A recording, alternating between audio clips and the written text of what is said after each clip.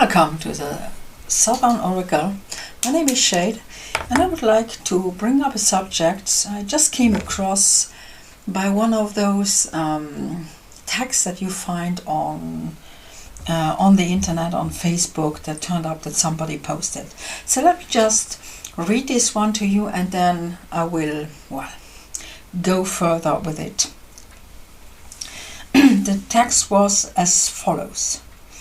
The soul always knows what to do to heal itself. The challenge is to silence the mind. It seems to be written by Caroline Myss. And the moment I read this, I start wondering how long it will take us to understand that we are not going to silence our mind. We are not going to silence our brain.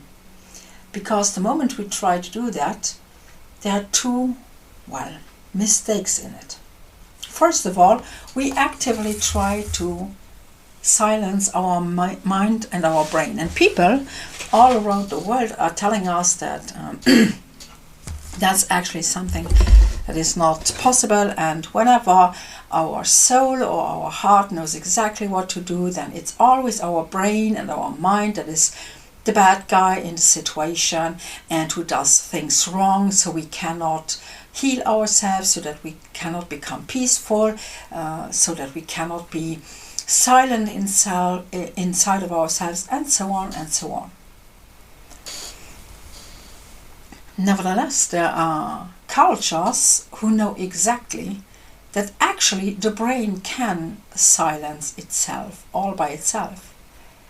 But therefore, we need to stop believing that we have to tell the mind how to do so, because it's our mind that tells our mind, and so on.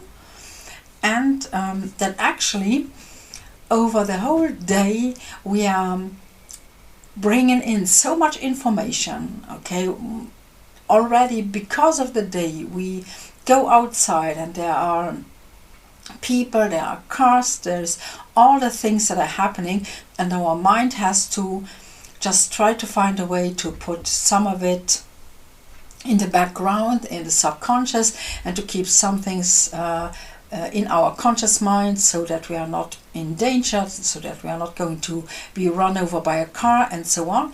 And then we come home and we actually try and believe that we have the right to tell the mind, shut up. I don't think this is a respectful way to treat the mind that is keeping us alive every day. It is the same mind that in its subconscious, it's the same brain that makes it possible that our heart beats, that we are breathing without having to take care of this. It's doing this all by itself. And then we believe that we can go and say, oh, shut up. I want to heal right now, And it doesn't have the option, and it doesn't have the opportunity to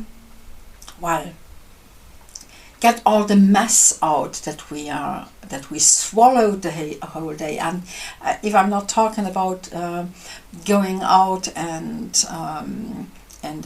having the situation of not getting run over by a car, but when I'm talking about you're at home and you watch TV, or you scroll down on your cell phone, and so on and so on. So the whole time through, you are just not simply getting overwhelmed by all this, but you are letting yourself be overwhelmed by all this and all the noise, because people become very noisy, and people always have to speak and to talk. And we as ourselves, we are not shutting up, but we are telling our brain to do so. Imagine you're living somewhere and all the people around you are coming in and leaving in your home the used cups of tea and of coffee, the used things, or they are leaving, empty bottles at your home. And then all those people come back into your home and they are telling you, oh, you could have washed up, and what's all this, those things standing around? Ever gotten the idea to to throw things out and to throw things away. You could do something. And this is actually what we're doing with our brain. So instead of giving our brain the possibility, the time and the option to just get all the not important things out of it, out of the system, all by itself, because the brain can do that, we are telling it, now shut up like this, and it has to shut up right now at the second, without having the opportunity to, first of all, well, clean itself, if not even heal itself. This is not the way it's going to work. And this is the point when people tell me about, oh yes, I'm meditating, and I say, how are you meditating? And I said, oh, I'm listening to guided meditation. That's not meditation, okay? This is just another package of words that the brain has to digest, that the brain has to classify, that the brain has to cope with, and so on and so on. And in not even somewhere in all this, you give your brain the opportunity to do the things by itself. In Zen Buddhism, for example, meditating means to look at a white wall for hours. And the first time I'm telling people that, the reaction is like, ugh. Oh, damn, that's boring. Yes, it may be boring, but it helps the brain to get space to bring things up and say, oh, I really don't need them, and throw them out.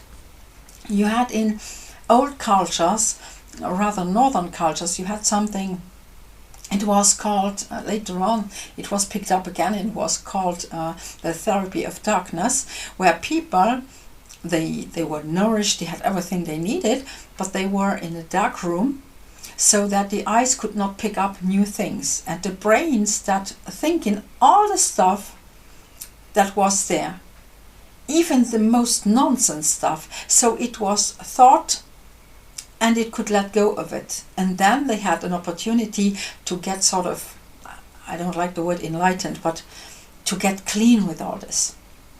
The same happens to you if for days, for months, for years, you look at a white wall. Why? Because you're not filling in other information, and you get the brain the opportunity and the chance to digest what is inside instead of getting new information the whole time through. I mean, come on, with food you do it. You have lunch, and sometimes you even take a nap after lunch, and then you leave your stomach alone. Why don't you do that with your brain? So, not simply, how was it? Let me check the words again. Not simply does the soul know what to do to heal itself. The brain actually knows it too. But therefore, you have to leave it alone. You have to give it the possibility to heal and to tap into that knowledge. And it's not because the way it will do this, because it will bring up every stupid thought you can simply imagine, just to get it out of the system. And if this is unnerving you, you're judging your own brain, and you're blocking your brain actually from doing its job to become clean again, to become open again, to become open to other realms, to other levels, just because you keep it here in the level and say, oh, that was a stupid thought.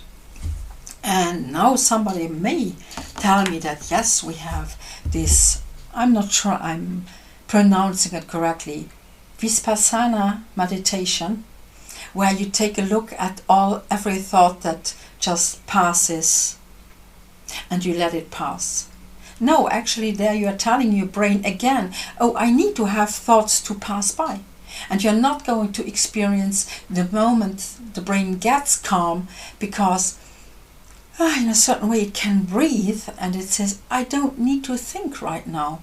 I can just let it go. I can be open to whatever comes from other realms. Or if there's nothing that comes, I can just be. And this is actually why this way to say that our soul knows stuff like that, our hearts know stuff like that, but to consider that our brain is too stupid to do so, or is not capable of doing so, and that it's the brain that is always the story about the chattering monkeys and so on. We are attacking our brain the whole time through.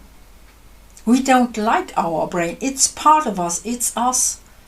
And as long as we go into that direction, we are not being able to get this mind silenced, because we are telling it with words to stay silent, and actually the same moment we are talking to tell it to be silent. So it should be logical that this is not going to work.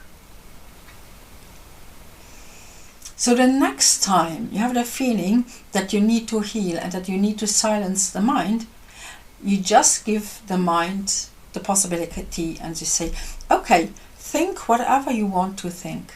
Whatever thought will come up, I will not hold on to that thought by judging it, but becoming aware that you need to think it to make space for something better.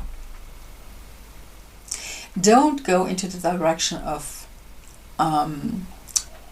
guided meditation, where there are still words coming on and the brain has to function like a computer processor. Do I need the words? Do I need them? Or is that not something that is important? Because I know a lot of people, they start with guided meditation and then they are telling me that actually somewhere they wandered off. And that is the moment where the brain takes over. It's the brain, it's not the soul. It's first of all because the brain is our center between the soul and what is going on here. The brain picks it up and goes into its own direction. That's good. That is someone who gets a bit away from it. But a lot of people are like, oh no, wait. What was the person saying? I'm in this guided meditation. I'm not doing what the guided meditation is saying. Honestly, leave your mind at peace. Give it the possibility. And not by judging it, but by understanding that we can learn from it if we just let it do what it does best. Coming to rest if we leave it. The reason why we have so many thoughts are not because the brain goes like that, because we believe that we need to go into that direction. When I first went into magic, the first book that I read was of a guy called H.E. Duval, and his first sentence was, the mother of all magic is the silenced mind. And what he explained was exactly that. Just give it space, give it time, and it does it all by itself. For once, try and trust it. It's our brain. It's part of us. Thank you for listening.